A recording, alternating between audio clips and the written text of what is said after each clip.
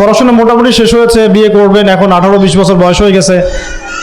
এখন আল্লাহর ওয়াস্তে দুনিয়াবি বিষয়কে সর্বোচ্চ অগ্রাধিকার দিয়েন না, আজীবন পস্তাবেন, এবং একবার পস্তানো শুরু করলে এই পস্তানো আজীবনও শেষ হবে না।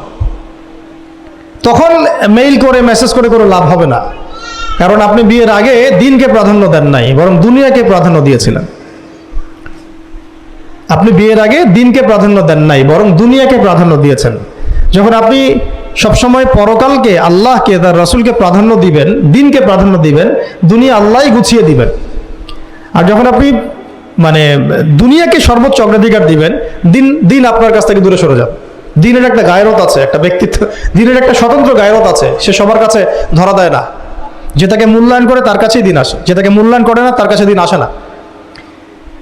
দিনদার ছেলেকে প্রাধান্য না দিয়ে বিয়ে করতে যায় না, জীবনটা ধ্বংস হয়ে যাবে।